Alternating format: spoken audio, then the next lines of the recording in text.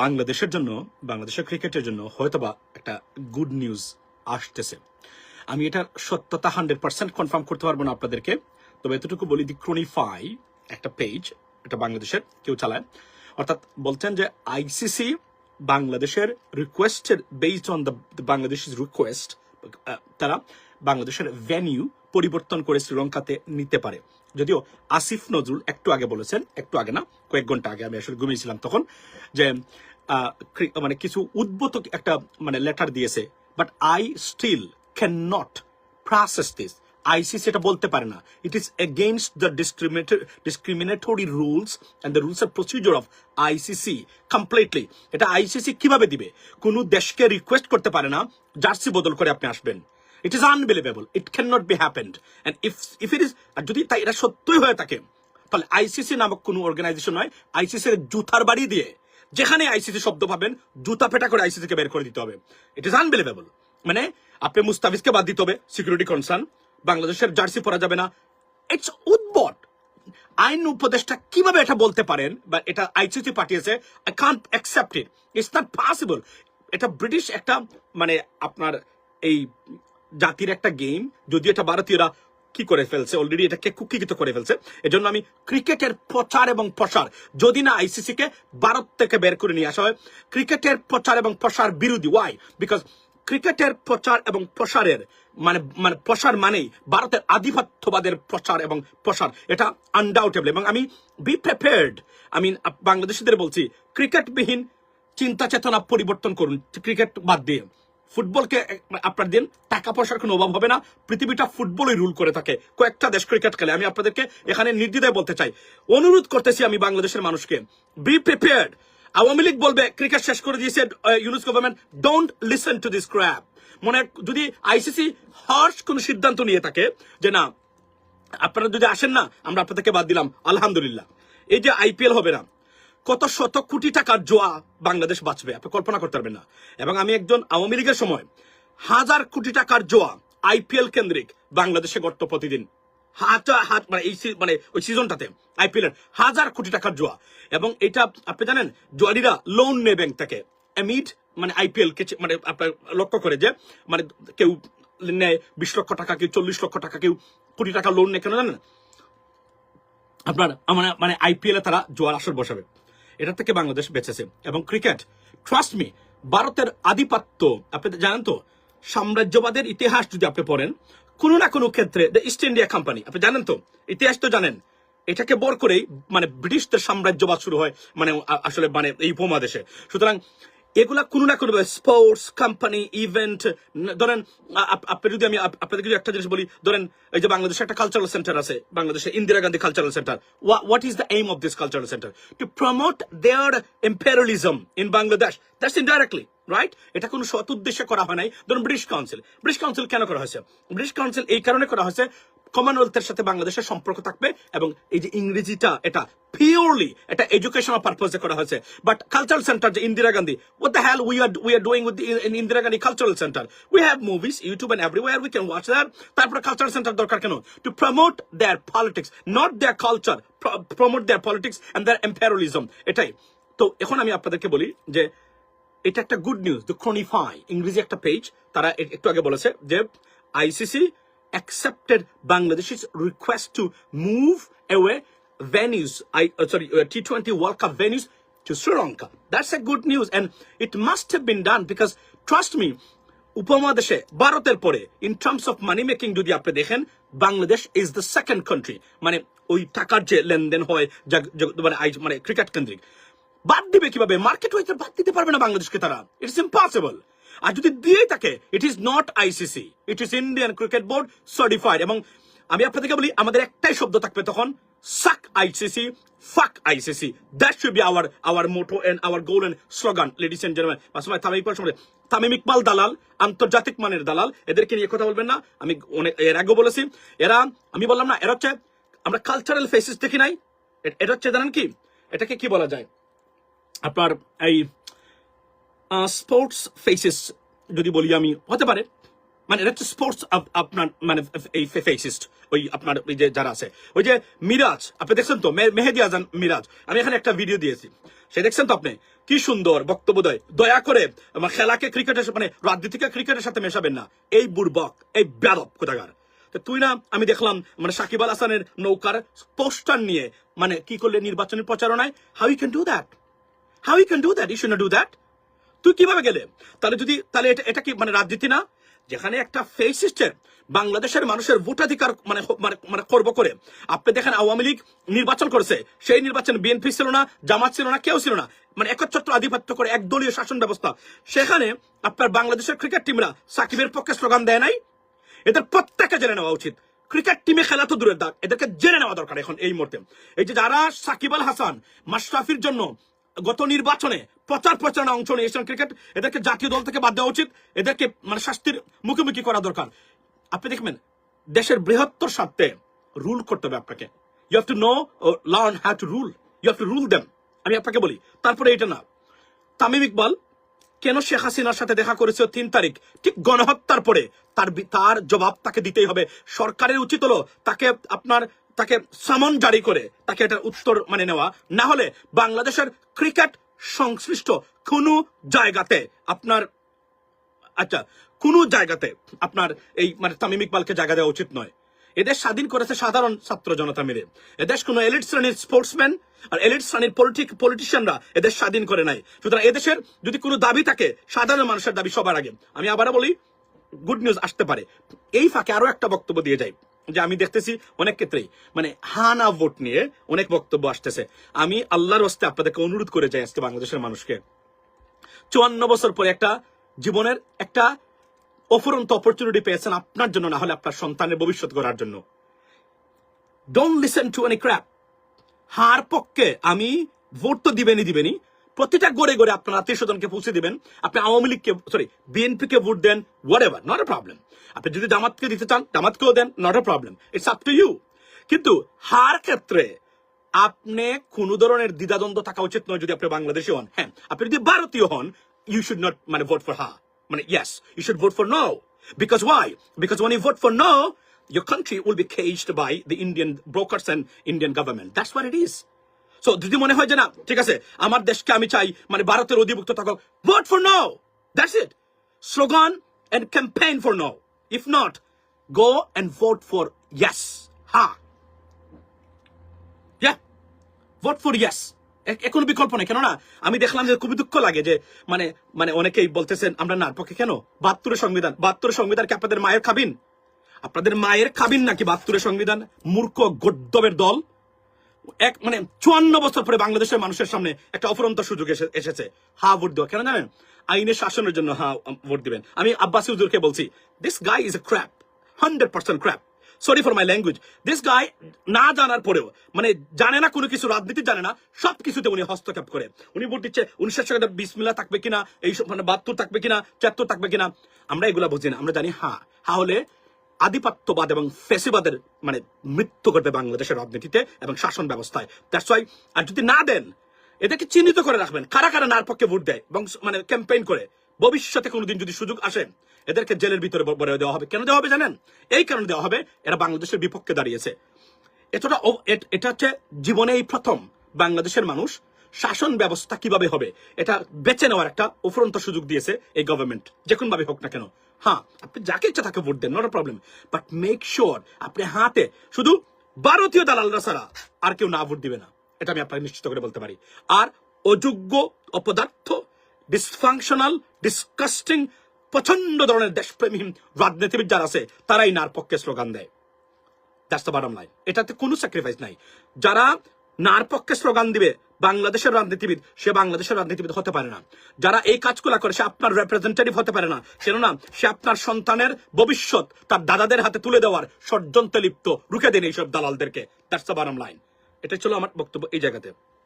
আর একটু আগে খবর মানে শুনলাম, সেটা হচ্ছে যে বাই দ্য ওয়ে এখানে বলাটা কি খুব মানে এই আপনার স্লোলি, সেটা হলো যে চীনের সাথে বাংলাদেশের ড্রোন চুক্তি হয়েছে 450 crore সামথিং লাইক দ্যাট। আমাদের দাদা যারা আছেন, ভারতীয় দাদা যারা আছেন, তারা they are not satisfied, they are not happy at all. They can not be happy because এবং বাংলাদেশের যে যতগুলো দালাল আছে মানে ফেসেস, কালচারাল ফেসেস থেকে শুরু করে মানে স্পোর্টসের ফেসেস থেকে শুরু করে রাজনৈতিক পলিটিক্যাল ফেসেস থেকে শুরু করে বা সোশ্যাল ফেসেস যারা আছে, তাদের এগুলো ভালো লাগে না। কেন ভালো লাগে না জানেন? বাংলাদেশ সবসময় তাদের দাদাদের মানে পেটিকুটের বা অথবা জাঙ্গার নিচে থাকতে হবে। এটা হচ্ছে 54 বছরের মানে একটা গোলামি চুক্তি তারা করেছিল, এর বাহিরে বাংলাদেশ উঠতে পারবে না। That is what their motto, ladies and gentleman. So আমি নতুন প্রজন্ম বলছি, যদিও লেখাপড়াহীন বর্তমান বাংলাদেশের জনগণ সবচেয়ে বড় লায়াবিলিটি আমাদের জন্য, এটা প্রতি ক্ষেত্রে আমি বলি, এখনো বলছি, এদের কোনো সচেতনতা নাই। এরা কাকে ভোট দিবে, কাকে ভোট দিবে না, কাকে মানে বাদ দিবে, এটা কোনো ধরনের ডিসাইড করতে পারে না, নিশ্চিত করে বলতে পারি। তবে এখানে যাওয়ার আগে আরো একটা বক্তব্য দিয়ে যাই, সেটা হচ্ছে যে হ্যাঁ বা না ভোটের ক্ষেত্রে বিএনপির দ্বিধাদ্বন্দ্ব, কনফিউশনাল স্ট্যান্ডস পজিশন এবং ফ্যামিলি কার্ড নিয়ে যে বিতর্ক, এগুলা বিএনপির মাঠের খুবই খারাপ মানে করতেছে বর্তমানে বিএনপির রেপুটেশন, বিএনপির ভোটের মাঠ। এটা আমি আজকে বলে দিলাম এবং আমি খুব গভীরভাবে এই বিষয়টা যাচাই বাছাই করে দেখেছি। This is not helping BNP at all, not helpful for BNP at all. এটা খুবই খারাপ। এটা প্লিজ রিঅ্যাসেস ইউর পজিশন। এই ক্ষেত্রে এগুলো আননেসেসারি কিছু জিনিস তৈরি করেছেন। আমি একটা জিনিস আপনাদেরকে বলি, এই ইলেকশন কে আপনাকে 10,000 টাকা দিবে আর 12,000 টাকা দিবে, that's not you should vote for. This is a lifetime opportunity to vote for something. This is an opportunity to act, to get a generational transformation of your country. That's what it is. এটা কে কি দিল? তো আমি বারবার বলছি, কেউ যদি আপনাকে 20,000 টাকা মাসে দেয়, তাকে ভোট দিবেন না। বলবেন যে আমি তাকেই ভোট দিতে চাই যে আমার বিচার চাইতে পারা এবং পাইতে পারার গ্যারান্টি দিবে। আমার সন্তান মাস্টার্স পাস করেছে, ফর এক্সাম্পল, চাকরির জন্য খুঁজছে, সে চাকরির জন্য অ্যাপ্লাই করবে, মেধা অনুযায়ী তার প্রসেস করা হবে। সে যদি পরীক্ষা পাস করে, কোনো মামু টাকা পয়সার বিনিময়ে তার চাকরির জন্য সে মানে পাবে না। That is why you should vote for. এবং এইটা নিশ্চিত করবেন যে আপনার রিপ্রেজেন্টেটিভ যারা হবে, সে বলেন আপনার মানে সন্তানের বা আপনার জন্য সে টাকা পয়সা বাড়াতে পারবে কিনা জানি না, শুধু যদি কমায় না, আপনার নাগরিক অধিকারের যে অংশটা বা হিস্সাটা আছে, এই টাকাটা যদি সে চুরি না করে, ভোট ফর হিম। ছাগল হোক, মাংকি হোক, আওয়ামী লীগ হোক, জামাত হোক, বিএনপি হোক, ভোট ফর হিম। আর যদি মনে করেন যে আপনি সে ক্ষমতায় গিয়েই আপনার সন্তানের টাকা সে চুরি করবে, চোরদেরকে ভোট দিবেন না, হাহাকার করবেন, কেউ আপনাদেরকে সাহায্য হেল্প করতে পারবে না। আমি আবার বলছি, এবং একটা জিনিস মাথায় রাখবেন, এইবার নির্বাচনে ঋণ খেলাপি এর বিষয়ে আমি বারবার বলছি, বেশি ধনী যারা, আপনি বিজনেসম্যান, শত শত কোটি টাকার মালিক, why you have to be an MP? Tell me, answer this question. Why you have to be an MP? আপনি তো অলরেডি ধনী, আপনি কি করতে চান, মানে উন্নয়ন করতে চান, সেবা করতে চান, ব্রিজ কালভার্ট বানাতে চান, why don't you do that? You got money, do it. Because MP তো আপনি ব্রিজ এবং কালভার্ট করার জন্য আপনি এমপি হবেন না, এমপি হবেন জেনারেশনাল পরিবর্তন, ট্রান্সফরমেশনের জন্য, যে আপনার জেনারেশন ভবিষ্যতে আইনের শাসনের সবচেয়ে বড় যে মানে সুশাসনের ক্ষেত্রে যারা কন্ট্রিবিউট করবে, যারা ফাইট করবে, তারাই তো এমপি হওয়া উচিত। এটা তো আমার বক্তব্য এই জায়গাতে। কিন্তু আমি বুঝি না, মানে সে মানে আর ঋণ খেলাপি, আমি আপনাদেরকে আল্লাহর কসম দিয়ে বলছি, যারা ঋণ খেলাপি আছে না, বিশ্বাস করেন ভাই, খুব গোপনে বলছি, কেউ যেন না শুনে, এরা যখন এমপি হবে, প্রথম রাত্রেকে চিন্তা করবে আরো 200 কোটি টাকা কোন ব্যাংক থেকে লোন নিয়ে এইটা মারবো, এইটা ধরবো, এইটা সারবো, এইটা ধরে রাখবো। দিস ইজ দ্য মোটো। ঋণ খেলাপি আর যে 30 লক্ষ টাকা মাস মানে তার বাৎসরিক ইনকাম আর 450 কোটি টাকা তার ব্যাংকে লোন, এই চুরের বাচ্চা আপনার সন্তানের জন্য, আপনার জন্য গিয়ে এমপি এর কাজ করবে? বুর্বকের বুর্বক কোথাকার, কে বলেছে এই তত্ত্ব তোদেরকে? ঋণ খেলাপি আর ব্যাংকে লোন আছে, ডোন্ট ভোট ফর দ্যাম। যদি আপনার সন্তানকে ভালোবাসেন, যদি আপনার আসসালামু আলাইকুম, কেমন? ওয়ালাইকুম আসসালাম মনিমুল। আমি বলে ঋণ খেলাপি আর ব্যাংকে লোন আছে, don't vote for them, they will never work for you, guarantee, I am giving you the guarantee. তারা পরের দিন থেকে why you want to be an MP, আপনি আমাকে বলেন। আর আওয়ামী লীগের সময় দেখলাম, বিএনপির অনেক নেতা আছেন, আওয়ামী লীগের সময় আপনাদের এত লোন কিভাবে পেলেন আপনারা? ভেরি ভেরি মানে খুব চিন্তার বিষয়। যেখানে আপনি দেখেন না প্রকৃত বিএনপির মানুষ, আপনি তার কোনো সামনে দিকে দেন না, ভদ্রলোকের ফ্যামিলি ধ্বংস করে দিতেছিল, পার্টি তো করতেছিল, তার পরিবারটা ধ্বংস করে দিছে, বুঝছেন? এই যদি বিএনপির সত্যিকার বিএনপির মানুষের এই অবস্থা হয়, আপনার কিভাবে 500,000 মানে 500 কোটি 600 কোটি লোন আপনি আওয়ামী লীগের সময় নিলেন? আপনি কিসের বিএনপি বা কেমন BNP? This is the question I'm leaving to you to answer. Think about that, right? Second thing হলো, এই জায়গাতে আমি বলছি ঋণ খেলাপি আর লোন আছে, এদেরকে ভোট দিবেন না। এরা জীবনে আপনার জন্য কাজ করবে না। এরা কার জন্য কাজ করবে শুনেন, এরা কাজ করবে হলো ওই যে তার মেয়ে যে কানাডাতে আছে, পড়ালেখা করে, বাড়িঘর কিনে দিছে, আচ্ছা তার সন্তান আছে না, আমেরিকাতে আছে বা ইংল্যান্ডে রেখেছে, তাদের জন্য, তাদের এখানে বাড়ি কয়েকটা আরো দিবে, এটা কুপনে বলছি আর কি, কেউ যেন না শুনে। তারপরে শুনেন, এই এর প্রাইভেট, তারপরে হচ্ছে গিয়ে তার সন্তানের ভবিষ্যতের জন্য সেখানে সুইস ব্যাংকে কত টাকা পয়সা রাখা যায় কিনা, এটার জন্য সে কাজ করবে। সে আপনার জন্য কাজ করবে না, আপনি তার গোলাম, এনস্লেভড, ইউ বি এনস্লেভড বাই হিম। আপনার সন্তান হবে তার ডাকের মানুষ, গোলাম। সে আপনাকে এই যে গোলামের জিঞ্জিরে বাঁধার জন্য সে নির্বাচন করেছে, আর না হলে সে ধনী ব্যক্তি, সে এখনও নির্বাচন করবে? আমার বলেন আপনি, সে কোনে করবে? প্রকৃত রাজনীতিবিদ পড়ালেখা মানুষ, এবং পড়ালেখা মানুষ রাজনীতিতে আসলে কি হয় দেখেছেন, সেটা এক হাদি দেখিয়ে দিয়েছে। শিক্ষিত যোগ্য মানুষ যদি রাজনীতিতে আসে, কিভাবে ট্রান্সফরমেশনের ভূমিকা রাখতে পারে, কিভাবে ওয়েভ তৈরি করতে পারে পরিবর্তনের, দ্যাটস হোয়াট ইট ইজ। আর চুর, বাটপার, বদমাইশ, ইতর, চাঁদাবাজ ভোট দিবেন, ওই যে আপনি ভোট দিবেন না, ও আপনার কাছ থেকে সে চাঁদা নিবে। ধরেন আপনার কাছে 5,000 টাকা দিল ভোটের জন্য, ঠিক আছে, 5 বছর ক্ষমতা থাকবে না, এই 5 বছর যতবার পুলিশে যাবেন, যতবার ইউনিয়ন পরিষদের বদমাশ চুর এই যে চেয়ারম্যান গুলো আছে এদের কাছে যাবেন, যতবার আপনি মানে নিম্ন আদালতে যাবেন, যতবার আপনি টিউনের কাছে যাবেন, যতবার আপনি এসিলেন্ডের কাছে যাবেন, আপনি প্রতি ভিজিটে যদি 500 করে আপনি দিয়ে আসেন, তা 5 বছরে আপনার কাছে না কাছে লাগবে, ভূমি অফিসে যাওয়া লাগবে, রেজিস্ট্রি অফিসে যাওয়া লাগবে। দেখেন আপনি, সে 2.5 বছরের ভিতরে সে আপনার কাছ থেকে 13,500 টাকা নিয়ে নিচ্ছে। সে দিছিল কিন্তু মাত্র 5,000। আর যদি সৎ যোগ্য প্রার্থীকে ভোট দেন, তা কি হবে জানেন? আপনার তো টাকা দেওয়া লাগবে না, প্রতিটা সার্ভিস গভর্নমেন্টের অফিসে আপনি পাবেন, এবং সে আপনার যুদ্ধ ঘোষণা করবে আপনাকে সার্ভিস দেওয়ার জন্য। আমার কথাটা একটা গোপন কথা বললাম, কাউকে বলবেন না, বুঝছেন? এটা নিজে নিজে প্রসেস করবেন, করে ভোট অ্যাকর্ডিংলি। আর হার বিপক্ষে কেউ যদি আসে, যদি সেরা জুতা থাকে গড়ে, যদি তাকে সেরা জুতা থাকে, জুতা দুটো বাড়ি দিয়ে দিবেন, তারে বলবেন যে এটা তোর গিফট, জেনারেশনের পক্ষ থেকে, শুধু আমার পক্ষ থেকে না, আমার সন্তানের পক্ষ থেকে এটা তোর জন্য gift, please gift, give him this gift. It's a lifetime gift, and you can proud of that action that you are taking right now. That's what it is from me. Have a blessed day. See you next time. Assalamu alaikum. আর আবারও বলছি, সরকারকে বলে যাই, ভারতের কাছে নতুন জানো হওয়ার মানে কোনো কিছু নাই। Bharat is zero. India is a zero. They don't have any power. They don't have any influential power on this global stage. They do not. আচ্ছা, তার পাওয়ার কোথায় জানেন? তার পাওয়ার কার উপরে বলি? তার পাওয়ার হচ্ছে বাংলাদেশের রাজনীতিবিদের উপরে। ভারতের যত পাওয়ার আছে সব হচ্ছে বাংলাদেশের অপদার্থ, অযোগ্য, গরু ছাগল পলিটিশিয়ান, 80% যেগুলো অযোগ্য যেগুলো আছে সবকির উপরে। কোন ভালো দেশের উপরে, ভুটানের মতো দেশের উপরে ভারতের কোনো পাওয়ার নাই। And India is not a super power, not at all. আমি আবার বলছি, আমি জেনে শুনে বলছি, ইন্টারন্যাশনাল অ্যাফেয়ার্স নিয়ে আমি খুব ভালো ঘাটাঘাটি করি, আমি জেনে শুনে নিশ্চিত হয়ে আপনাদেরকে বলছি, they have zero power internationally. বলেন একটা দেশ, যে দেশ ভারত পলিসিগত ভাবে বা ইনফ্লুয়েন্স করে পরিবর্তন করতে পারবে, এক্সেপ্ট বাংলাদেশ। বাংলাদেশ করতে হবে। বাংলাদেশের ক্ষমতা যাওয়ার আগে আমি দেখলাম অনেকেই ভারতকে মানে ভারতের প্রধানমন্ত্রী মানে আগে মাননীয় কতবার বলতে হবে, দেখেন আপনি, মাননীয় বলতে হবে, তারপর সাহেব বলতে হবে, মানে এমন ভাবে বলা শুরু করেছেন already.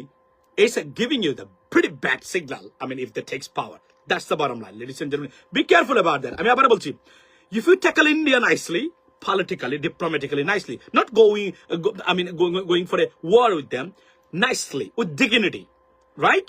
Trust me, বাংলাদেশ আকাশে উঠবে। আর যদি ভারতকে মোকাবেলা করতে না পারেন, তাহলে বাংলাদেশ আর কখনো দাঁড়াতে পারবে না। Because this is a cancer for our progress and peace and prosperity. Not Indians, but in the government's policy over Bangladesh. That's what it is. I have to go right now. Talk to you later. Whatever I said, কাউকে বলবেন না, নিজে নিজে এগুলা কি করবেন। আর শুনেন, drone Bangladesh কিনছে, মানে ড্রোন ফ্যাক্টরি, ভারতের এখানে গম নাই, তারা এগুলো মেনে নিতে পারে না। মেনে নিতে পারে না বাংলাদেশের নৌবাহিনীর প্রধান, বিমান বাহিনীর প্রধান পাকিস্তান সফর করে। বাই দ্য ওয়ে, আরো একটা খারাপ খবর দাদাদের জন্য বলে রাখি, সেটা হচ্ছে যে সাউদি পাকিস্তান যে ডিফেন্স প্যাক্ট বা এগ্রিমেন্ট বা ডিল আছে, ওই ডিলে এখন তুরস্ক মানে যুক্ত হচ্ছে। এটা কিন্তু not a good news for দাদাদের জন্য। আপনারা দালাল যারা যদি কেউ থেকে থাকেন, আমার এখানে দালাল নাই, তারপরে যদি এটা পৌঁছে কোনো দালালের কাছে, এটা not a good news for you, because যখন তুরস্ক এখানে আসবে, that's gonna be big deal. By the way, বলে রাখি, ইরানের ঘটনা ভালো দেখাচ্ছে না। এখানে এই অপরচুনিটি যুক্তরাষ্ট্র মিস করবে কিনা আমি জানি না।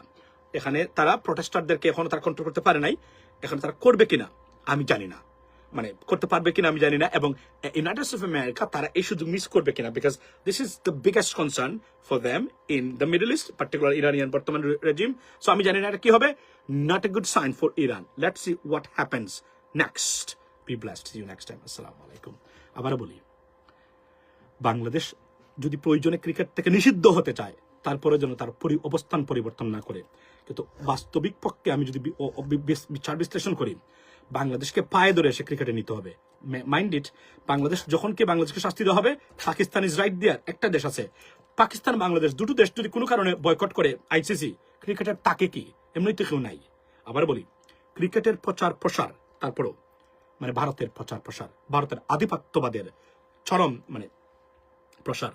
I am not with cricket anymore. That is the bottom line. Have a blessed day. Make sure you watch it. And IPL সম্প্রচার নিষিদ্ধ হোক, জুয়ারিরা নিপাত চাক। সালাম।